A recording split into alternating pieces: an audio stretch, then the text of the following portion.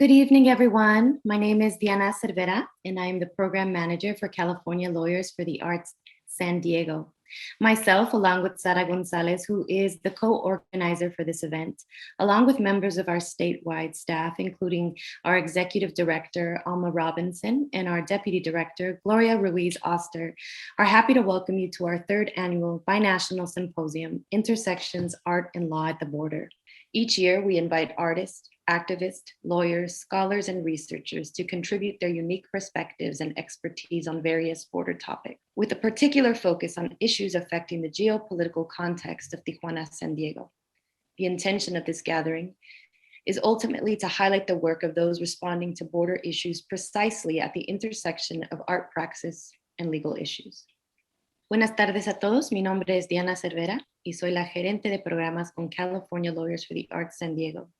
Mi co-organizadora, Sara Gonzalez, y nuestra directora ejecutiva, Alma Robinson, conjunto con nuestra directora del sur de California, Gloria Ruiz Oster, y yo estamos contentas de darles la bienvenida a Intersections, Art and Law at the Border, nuestro simposio anual, donde invitamos artistas, activistas, académicos, investigadores a contribuir sus perspectivas únicas sobre temas fronterizas de esta región y más allá a otras localidades.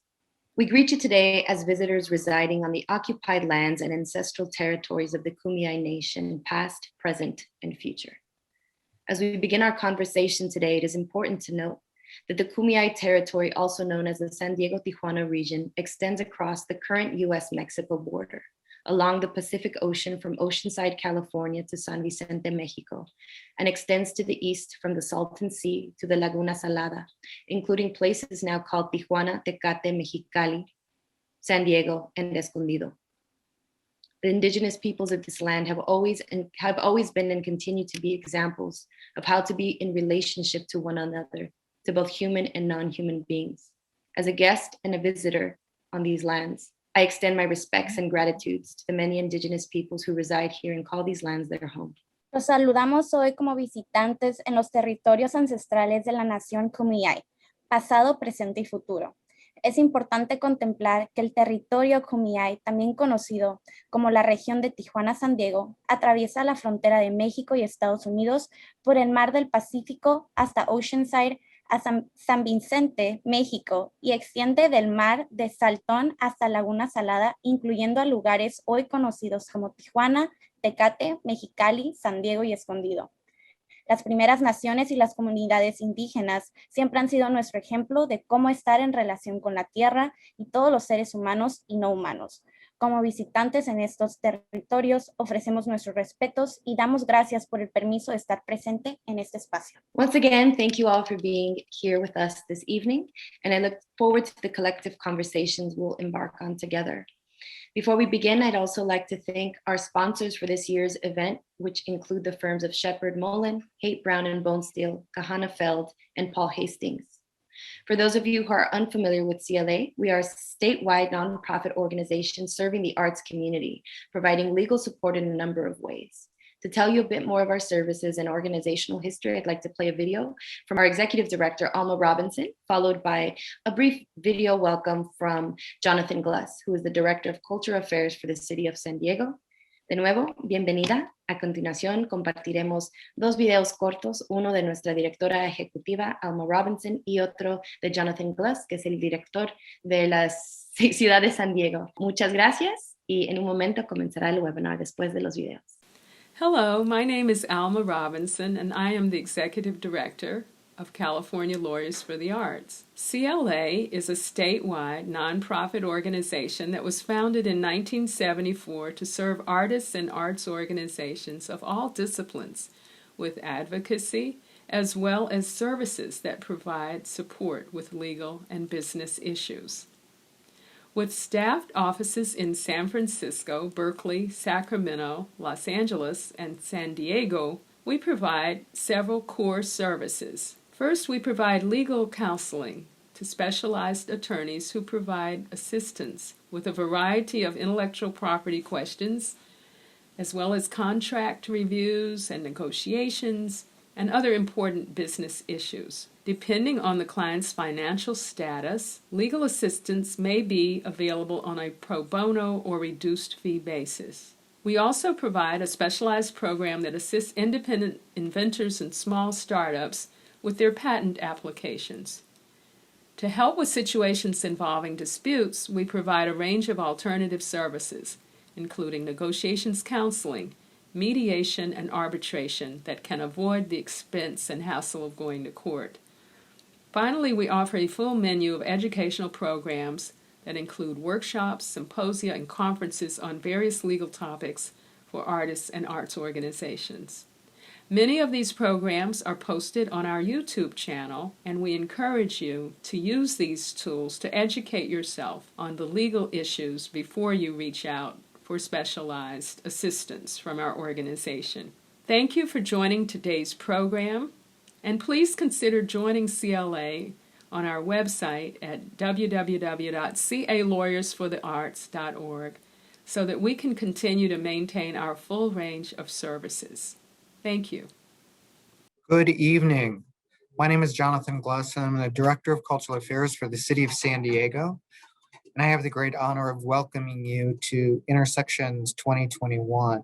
First, if you are joining us from San Diego, it's great to see you virtually here again. And if you're joining us from Hong Kong, Europe, South America, elsewhere in North America, welcome to San Diego. And we look forward to having you here in San Diego in person next year.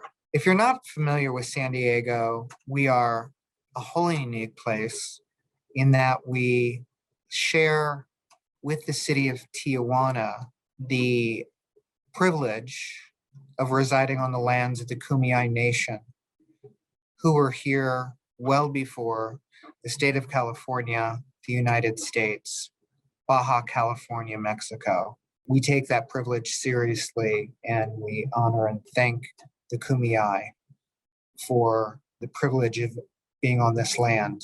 We also, in the city of Tijuana and the city of San Diego, work very closely together because we know that we're economically connected, but more importantly, we are culturally connected. We often say that we are one city in two countries. Sometimes we'll say we are siblings who sometimes get along and sometimes we don't. But in the big picture of things, we work very closely together to advance this special region into its future that only looks brighter. I want to thank California Lawyers for the Arts for producing Intersections, and actually I should say conceptualizing and producing Intersections. Not only does it provide an opportunity for us to thoughtfully bring together academics and other thought leaders, on the ground community leaders, scientists, and artists and creatives of all types to really consider this border region, how it benefits us, how it challenges us, and how it can only be better. Intersections has also been an opportunity to elevate this unique place and have discussions among similar border regions across the world. We only learn and improve from each other's successes and each other's failures. So I want to thank California Lawyers for the Arts for their insight into making this truly an international initiative. So I want to close by thanking California Lawyers for the Arts again. And I want to welcome all of you who are calling in from all over the world to this beautiful region called San Diego, Tijuana, Baja California. We love it here, and we know you will as well. Take good care, and I look forward to crossing paths soon. Next, I'd like to invite Sara Gonzalez up to introduce our panel for tonight. Sara Gonzalez is our Special Projects Coordinator and the co-organizer of this event. Thank you, Sara. Thank you, Diana, and thank you to everyone who just made the great introduction. Thank you, everyone, for joining us today. We are in our second out of 4 panels, and tonight's presentation is Art and Activism in the Borderlands. And on this panel, we will explore the role of the artist in illuminating the many dimensions of border zones, from the impact of anti-immigrant policies on migrant children to the historic erasure of Black and Indigenous communities in Mexico. This panel will also highlight timely artistic interventions at the intersections of art and law. And we are happy to present tonight's speakers. We have Ebony Bailey, Jane Terrazas, and Sylvia Rodriguez Vega. Our first panelist, Ebony Bailey, is an award-winning filmmaker and video producer from Central California, whose work explores cultural intersections, diaspora, and social justice. Her documentaries have screened at film festivals and forums in US, Mexico, South America, and Europe. Welcome, Ebony. Thank you for being here with us tonight. Feel free to tell us a little bit more about your work if you'd like to share anything else that we didn't. Hello, everybody. Thank you, Diana, for the intro. It's an honor to be here. Thank you for the invitation. Yeah, I just wanted to first show a little presentation of what I'm going to be talking about. I'm going to be talking about Blackness in Mexico and kind of how Blackness has been excluded from what we understand as Mexicanidad. And then after the short intro, I'll show a film. Afro heritage in Mexico. Mexico is not talked about as much, but Mexico was also a participant in the transatlantic slave trade. In the 15th century, it had a population of over 200,000 enslaved West Africans. Slavery was abolished in the 1800s, the 1820s specifically, by the second president, Vicente Guerrero, who also happened to be Afro-Mexican. Many enslaved people escaped and fled to the coast. Yanga, Veracruz is the first free Black town in all of North America, so even before the United States. And La Costa Chica de Oaxaca y Guerrero is the region with the most concentrated populations of Afro-Mexicans. So that's the Pacific coast of Mexico, if you're not familiar with where the regions are. And throughout the years, Black migrants from Africa, the Caribbean, and South America, and elsewhere have also settled and made families in Mexico. And I'm sure if you're familiar with the Tijuana, San Diego area, then you've seen or been, I guess, in community with a lot of Haitians and Africans that live in Tijuana, and that are also starting to cross in San Diego as well. So this is all of the diversity of Blackness that contributes to Afro presence in Mexico. And since I'm a filmmaker, I like to talk about historic representations of Blackness in Mexico. So as I kind of alluded to earlier, the construction of mestizaje, which is normally understood as the fusion of Indigenous and European, neglected and erased Afro heritage in Mexico, and it also inferiorized indigeneity. Blackness does not fit in with the national identity of Mexicanidad. So within the borders of Mexicanidad, Blackness has historically been excluded, and only recently in the past couple of years has Blackness and Afro-Mexicans been officially recognized in the National Constitution of Mexico. And kind of like as a result of that, there have been very few visual representations of Blackness in Mexican media. And if there are, then they're usually inferiorized or codified Black bodies into stereotypes. I have these examples of La Casta System, these are paintings from the colonial era that hierarchized people according to their race or the color of their skin, but it was a very arbitrary way of hierarchizing people, and oftentimes Black and Indigenous people were at the bottom. This is Memín Pinguín, who's like a comic, and he's the protagonist of a popular comic in Mexico, and you can see how he's kind of based off of stereotypical images of Black people. As you can see here, they have like similar imagery of like the Pickaninny stereotype. And actually, I read that the creator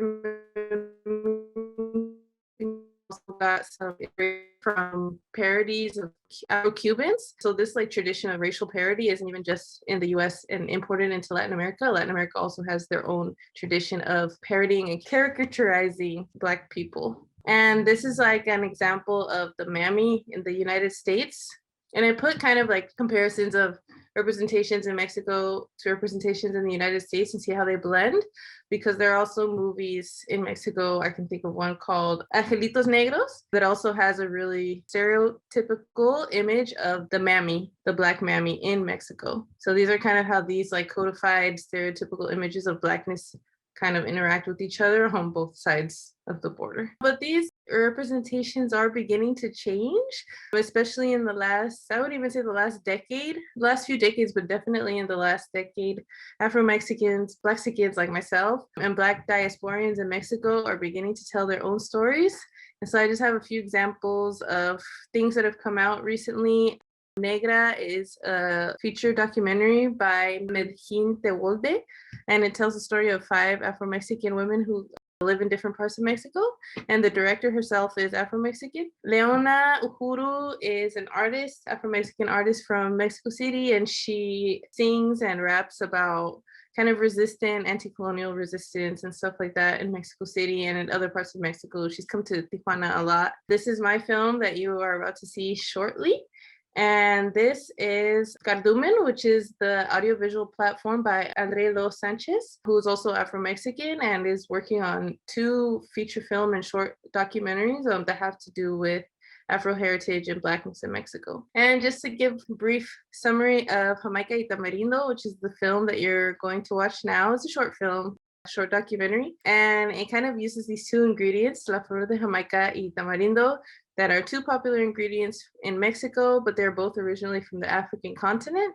They arrived to Mexico and to the Western Hemisphere in general during the colonial era. And actually, it is said that enslaved Africans brought flor de Jamaica, what is it called? Hibiscus, which is also flor de Jamaica, with them in order to use them as like a food plant once they got to the New World. And there's documentation of this in Jamaica specifically. So for me, it's kind of like, it doesn't seem like there's a coincidence that that happened in Jamaica and that this plant in Mexico is called flor de Jamaica. Other examples of Afro influence in Mexican cuisine are horchata, red rice, and menudo. I grew up eating menudo every Sunday. And so when I found out that they also have African roots and African influence, I was really surprised and pleased, because it kind of just shows how this has always been in our dia a dia, our day to day, and it's just not talked about. And that's kind of what the film is about. It's using these ingredients and foods as metaphors to talk about the presence and erasure of Blackness in Mexico. So it's not necessarily about the 2 ingredients, but they're used as metaphors, and you'll see that in the film.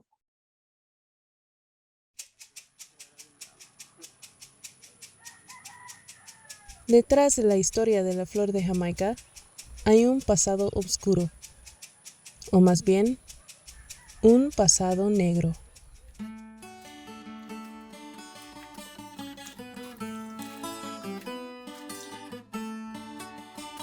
Estamos en un país donde nos enseñan que no hay negros. La Jamaica y el tamarindo me traen recuerdos súper bonitos, porque pues desde que era pequeña mi vida ha estado dividida entre la Ciudad de México y la Costa Chica de Guerrero. Yo siempre me he sentido mucho más cómoda estando en la costa. Estando en la ciudad, siempre he sentido que pues sí, que definitivamente no encajo justo con lo que es ser una mujer mexicana.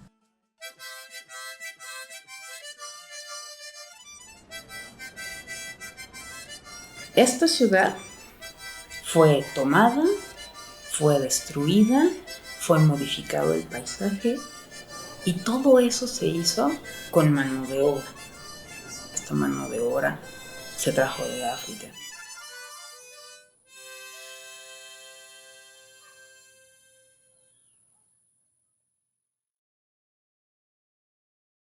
I hope everybody enjoyed the film. If you would like to watch it, the film is on Canopy for anybody who has access to Canopy. And we also have a Facebook page where we post other screenings. I made this film in solidarity with the Afro community in Mexico, both Black migrants and Afro-Mexicanos. And as a Black and also someone who's from the US but has a Black American dad and a Mexican American mom, this was also just like a personal topic for me. So I hope everybody enjoyed the film. Thank you so much for your presentation and for that film. It was stellar. Up next, we have Sylvia Rodriguez Vega, who is currently a provost postdoctoral fellow at New York University in the Department of Applied Psychology at the Steinhardt School of Culture, Education, and Human Development. She holds a Ph.D. in Chicano, and Central American Studies from the University of California, Los Angeles, and a master's from the Harvard Graduate School of Education. Her research explores the ways anti-immigration policy impacts the lives of immigrant children through new methodological tools centering around art and creative expression. Hi, everyone. Thank you so much for having me. It's an honor, honestly, to be here and sharing space with all of you. Ebony, your film was so amazing, and I already wrote it down on Canopy. I can't wait to put it in my syllabus and show it to my students. It's really, really powerful. So I first want to thank CLA for having me, and I also want to say that I can't ignore talking about art and activism along the borderlands without acknowledging all of the struggles that are going on in other parts of the world, in our own communities. I see this work in solidarity with struggles for land, for freedom, for liberation, for acknowledgement, and just I want to express my solidarity with those struggles. And I think what I want to share with all of you is one story of work that came from my dissertation. And it actually was kind of inspired by work that I've done in Arizona. I was originally born in Chihuahua, Mexico, and grew up coming to the US and going back home and then staying permanently in the US when I was 3 years old, when my family and I migrated to Arizona. So living along the borderlands in Chihuahua and El Paso and Arizona and Sonora was something that was part of my life. But when we became undocumented, that definitely changed.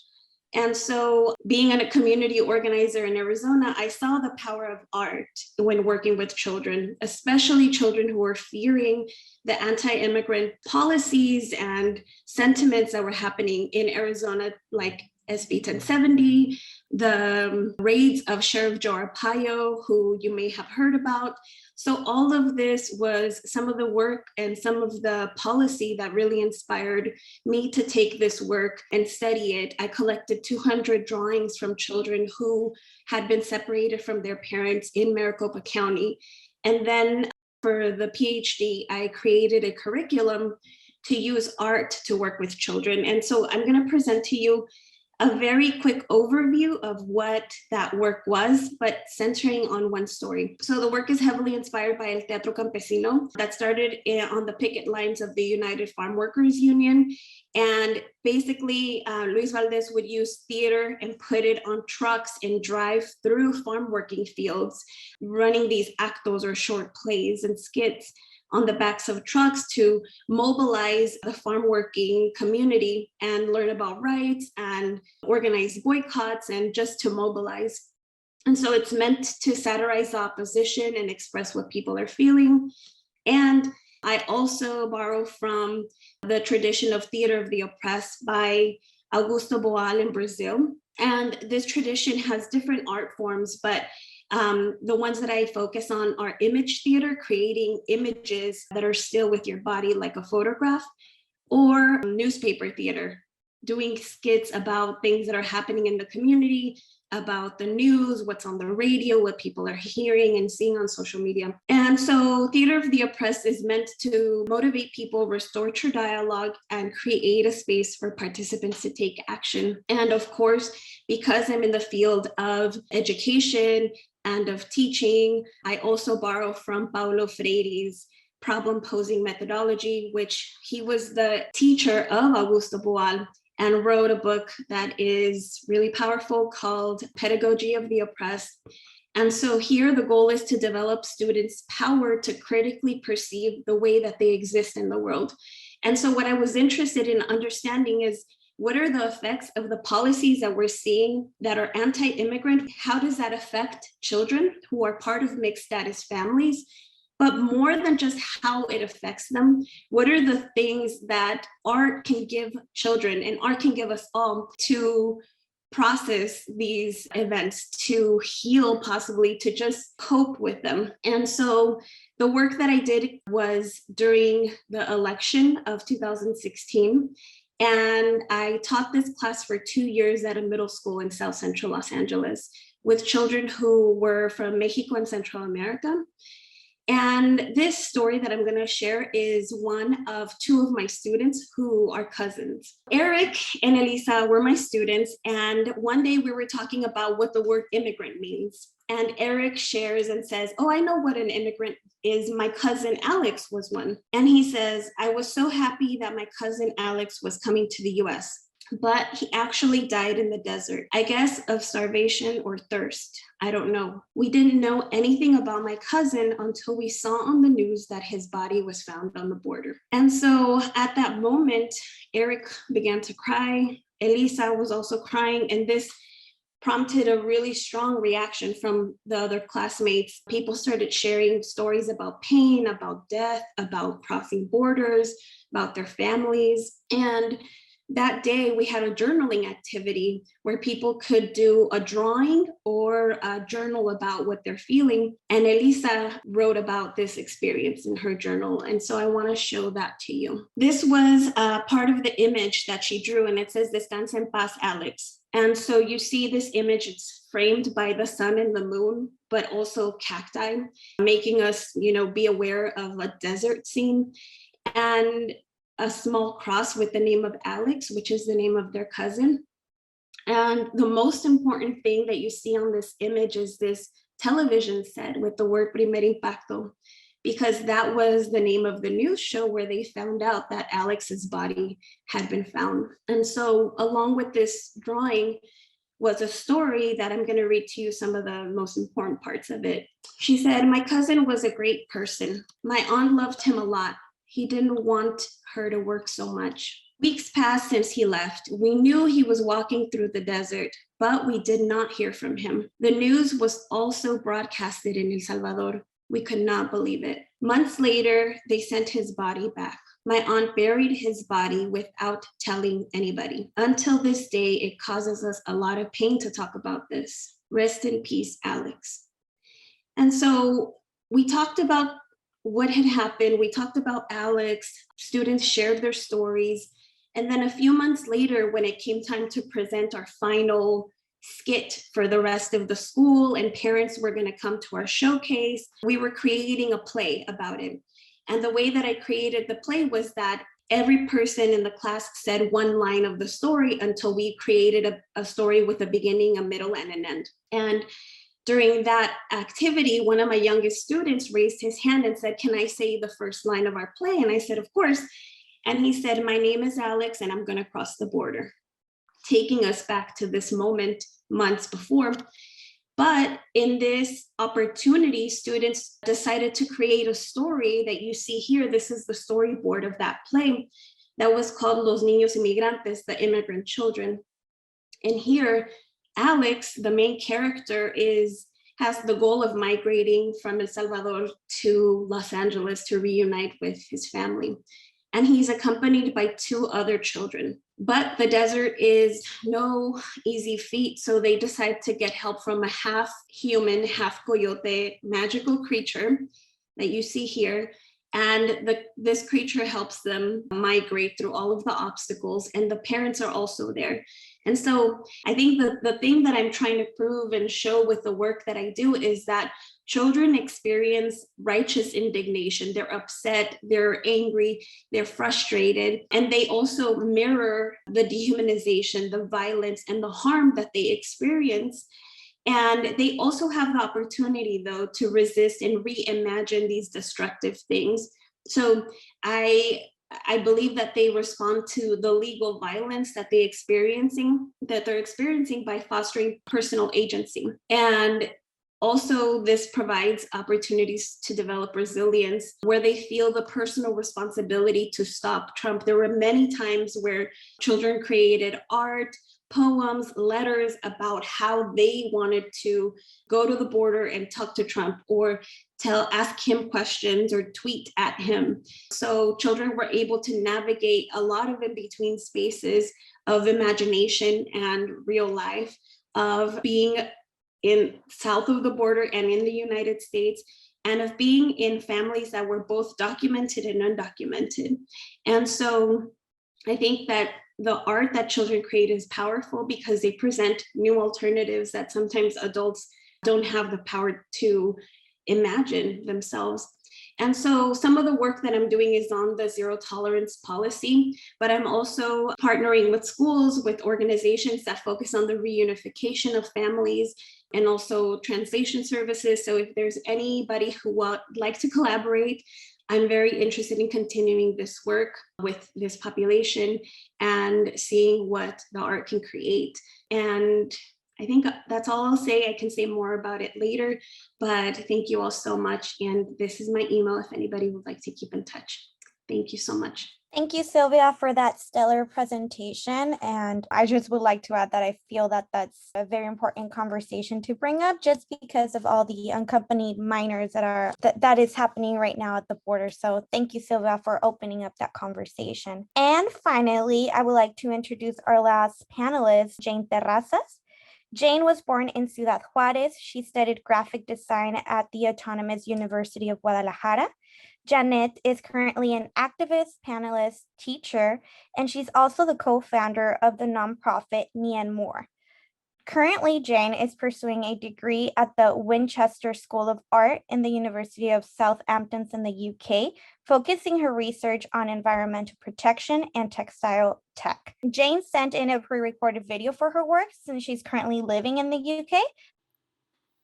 Hi, my name is Janet Terrazas. I'm a textile artist from Ciudad Juárez, Chihuahua.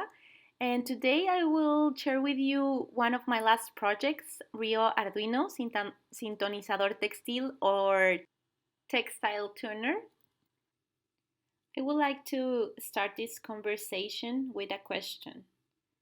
What it means the river to us? If we ask this question, I'm sure that many people can replay that the river is a border, but we have to resignify our concept of the Rio Bravo as one of the mainly sources of life. The racist policies in our border having eroded from our collective memory that the river is a living entity. In the past months, I visited many times this area, and I found these beautiful birds that came from South America to spend the spring in the border. They are called monjitas americanas, and every year these birds are coming to the river and rest. And this is just an expression of the diversity that this river holds. This slide can show us how the birds, the monjitas americanas, are taking water from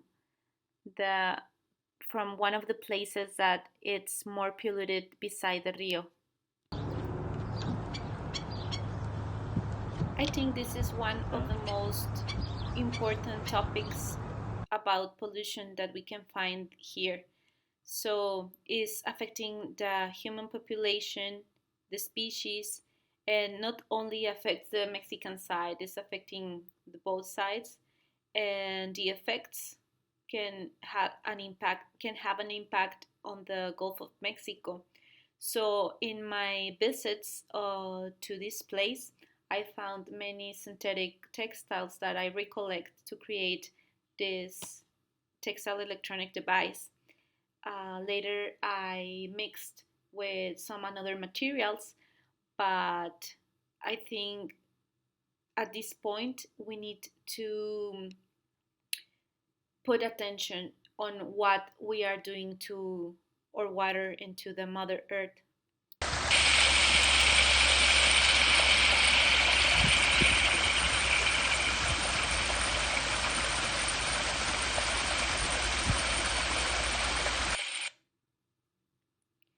In Mexico, it's very common that this kind of water flows goes into the rivers, but also we must have to say that there's a lot of corruption and there's not like institutions that really cares about this situation.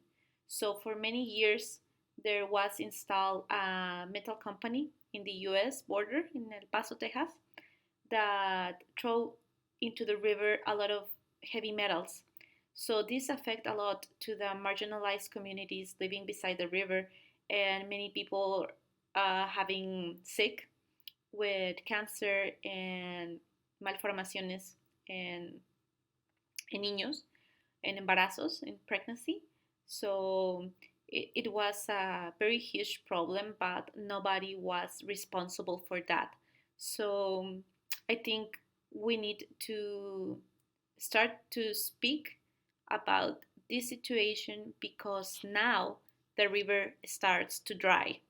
And it starts to dry also because there's an industry that extracts the water of the river, and it's the vegetable and animal agriculture.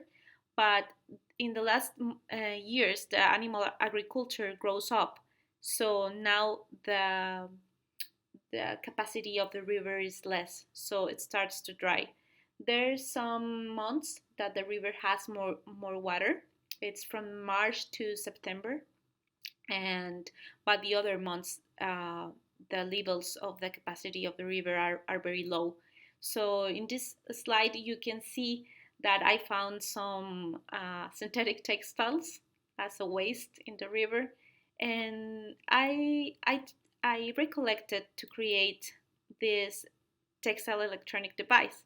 So I mixed it also with some of the plants of the area and extract pigments from there, like the gobernadora, that is an endemic plant, and give us this beautiful green. The nuts that give us the black, but nuts are not endemic, but it's a plant that grows very easier in this area. And the cochineal, it's a plague that comes from the nopales and give us this beautiful bread. So the idea it was to create this space to have an experience listening the river sounds, the sounds of the birds. This textile device is built with a textile Arduino, and it was programmed with another devices that we can see in this picture. One of them are capturing the sounds and send it into a radio frequency, and from the radio frequency we took it into a digital platform and sent into the web. And all of the devices that are connected in the main piece, are fed by solar energy. And I used some of the textile electronic sensitive threads to create the solar panel, and it was a real amazing experience that something made it with threads can work with technology. I also have to say that an engineer was behind, and his name is Aldo Portillo from Fab Lab Juarez. But we really enjoy the process, and it's another way to see how art and science can work together. Here you can find a link of the streaming that was recorded, and also I choose a special date to stream the bird songs, and it was to commemorate the anniversary of the environmentalist Berta Cáceres. She believed that women, we are interconnected deeply with our Mother Earth, and we have the right to defend our land. As you know, in the arts, one thing goes to another. So now I am creating these codes inspired in Mogollon cultures and their iconography. And it's an interpretation, like a contemporary interpretation of the birds. So this piece is called Migratory Birds. And the idea is that these codes can work as a QR code. So when you interact with them, you can go directly to the link and listen to the bird songs that has been recorded before. And as a part of a more bigger scale project, I now developing this big format intervention in the public space, that it's also composed by these codes, and people can have access to this information. So one of the things that I found interesting is that it's not necessary to go to the museum. You can find it on the streets and be more involved in the problems that we are facing. For now, I'm living in the other side of the world, and that was the reason I cannot share with you in person because the difference of hours. But I just want to say thank you to everyone. And if you are interested in the same topics or you want to discuss something, it will be a pleasure to me to be in contact. My Instagram is Mustang Jane. And don't forget that our fight for environmental justice is to fight for a better future. Thank you to Jane. I know she couldn't join us today because of the time difference, but we really appreciated her sending in her presentation and her amazing work. Once again, Sylvia and Ebony, thank you so much for being here with us today and presenting your work. I'll just start with some of the questions.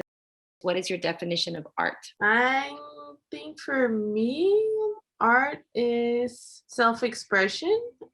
I think that at the bottom of it, we're all expressing ourselves and what we're interested in. I also think art is creativity, which also goes along with self-expression. Like I like cooking, so I kind of see that as like an art form too.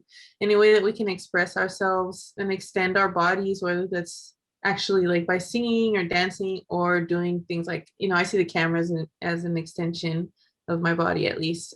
So that's how I see art. And then I also think that, I don't know if this is art in and of itself or if this is just the tool of art, at least for me, is that I see it as community building. Through my work, at least, art has, and documentary film specifically, has been like really important for me to build community with both kind of Afro communities in Mexico City and also like Afro migrant communities in Tijuana, San Diego border. And so I think for me, like art is also a great way to build community. Yeah, I also was going to say something along the same lines or the same wording. I also thought of expression immediately, and I think it's just a manifestation of human expression. Art can take on any form, any kind of sound, visual, any kind of like sensual, like this, something that engages the senses, that expresses a human condition is what I think. But I think with that goes, because it's expressing a human condition, it's not just for art's sake, it's very political, I believe, the human experience. And that's all I'll say about that. ¿Qué consejos das para que las personas puedan retomar estas identidades narrativas cuando se han borrado historias? What kind of like tips or advice would you give for folks that want to reclaim their stories and reclaim their identities and narratives when these have been historically erased? What would be an entry point for these folks who've maybe distanced themselves to find an origin back or an entry point back? Estaba pensando mucho esta pregunta cuando lo vi, como cuando estábamos pasando la película. So I was thinking a lot about this question when I saw it. And I think that's hard. I think that it can be done always with community, especially, for example, I think about like, especially like, I'll just give an example of Afro-Mexicano communities. I think that if there's, any like sort of identity, because identity isn't just what we choose, right? It's like a social category. It's like a social, social relationship. And so I think that part of kind of reconnecting and reclaiming is doing that with people who are part of the communities that you're reconnecting with. And I think that, like, as someone who is part of the African diaspora, who I don't know where my African ancestors come from, and it's also just kind of accepting that I'm never gonna know where those ancestors come from, and finding other ways for me to reconnect is building with the African diaspora and kind of like building with that same experience of permanent displacement in that sense, and just like standing in solidarity with people who live in Africa. That's for me personally, but yes. Yeah, and Ebony, I would even say, I think your film, definitely, I think that's the role an artist. I mean, I've just seen your work do that, just even having that film to depart and have that conversation for both folks that I believe maybe share that identity and folks that have never even thought that Blackness exists in Mexico or have believed sort of that historic lie that has been told. I do definitely believe that your film serves as that intervention within itself. So I would even say to Luisa, if there's a way to show this film with folks and have a conversation, or other films like yours or other work, just as Exactly. I was like, I think the work you've created is an offer, is an invitation. Other than through the writing exercises and role playing, how did you assist the young people in your groups to process the trauma that they have experienced? Yeah, that's a really, really good question. So I incorporated a lot of things into the curriculum, and I created lesson plans that every day incorporated reflection time. So one of my favorite things to do was to include meditation exercises and visualization exercises with children, where our most popular one was a tree meditation, where they would imagine that they are a tree and they have roots.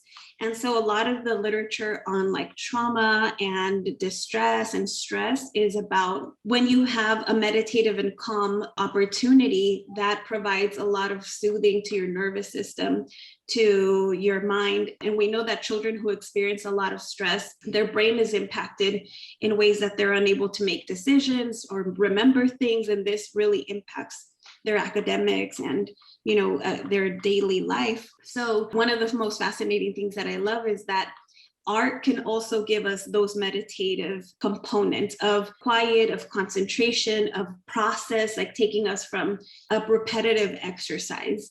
And so we created art just to create things. We drew it, we wrote it, we performed it. And I think the performance part is really important, because to use your body to take yourself through the emotions and to externalize what you're feeling is really powerful for children, because really hard things that they were talking about were things that they wouldn't know what to do if X or Y happened. And so we would get up and perform it and practice it with our bodies. What would we do? And so I think that was a way of processing these emotions with our bodies and in different ways. So this is something that I'm constantly learning and trying to get new modalities, but I'm very interested in the use of mindfulness in schools for this purpose. And I just wanted to comment, Sylvia, even when you were sharing the student's story, the two cousins, I know I got emotional just hearing, and having to carry that. And as you were mentioning, and kind of even echoing what we were saying with Ebony, I think art is really that invitation. I think that's what this panel hoped to also highlight, that there are a lot of like political challenges, injustices that are impacting folks beyond what we're seeing on the news, right? Like the aftermath of the crossing, the aftermath of those who survive, the aftermath of the erasure, right? The resistance. I know in Mexico, like Ebony mentioned, there has been this fight to have official recognition in the Constitution. So it's a lot of labor. And as an educator, I know there's a lot of emotional labor that goes into holding that space when these types of stories are being shared. So I think that was something I noted when you were sharing, even having these conversations with your students, that there's an exchange there also, and emotionally. In conversations with non-Black Latin American friends, I often encounter the argument that racial configurations are very different there. While I understand the resistance to having US models imposed on their cultures, I also find this can erase the global impacts of anti-Blackness as reflected in your film. What are your thoughts on that? Yeah, that's a great question. I think that because I've also had the same encounter with non-Black Latin American folks. And I think that part of the reason, at least I feel that they do this partially to kind of deflect from the anti-Blackness in their own communities, in their own countries. And I just see this I've been living in Mexico for almost 5 years and have had the opportunity to go to other parts of Latin America while being in Mexico, and also meeting other Afro Latin Americans in the diaspora who study or live in Mexico. And we all have kind of a similar experience of anti-Blackness in our lives. And there's movements that are specifically Afro-Colombian and Afro-Panameño and Afro-Brazilian and Black Brazilian women, actually, I feel like they're on another level of woke, at least the ones that I've met. So like I've learned a lot from them. And so when I hear that, I feel like it is a deflection instead of an actual interrogation of how race is constructed differently on the different sides of the settler borders. And I think that if we really want to look at that, then I think that there needs to be a study on what is mestizaje, which also is just a code for whitening, and what is white supremacy in the US. What is US white supremacy? It was often founded on exclusion. No, if you had a drop of something else, then you are automatically considered other, right? Whereas in Latin America, it was like almost like just point of like breeding into whiteness. And so like looking at that too, and looking at those different contexts, but seeing how they both interact with anti-Blackness and also anti-indigeneity. I think that that's something that can be discussed, but I don't think it needs to be used as like a deflection of anti-Blackness, when I've heard from communities from almost every Black person from every country that I've interacted with, like Panama, Brazil, Colombia, especially too. And they all have their own experiences with Blackness and also Black movements in their own countries. And so I think that's just really telling on, just listen to the Black folks from those countries, and they'll tell you how they feel about race in their countries. Thank you so much, Ebony and Sylvia. And Jane, I know Jane is not here with us present. And I think really the three of you are just an example of the power of art, and not sort of in that metaphorical and sort of like cliche way, but I think really the work that you all both do, well, all three of you do, is really a tool to kind of like lead society, lead community into kind of like seeing new realities, seeing things that we don't see or have been kept from us intentionally seeing. So I feel really honored on behalf of California Lawyers for the Arts, and on behalf of myself, that you all were here with us today to share your work and share your experiences.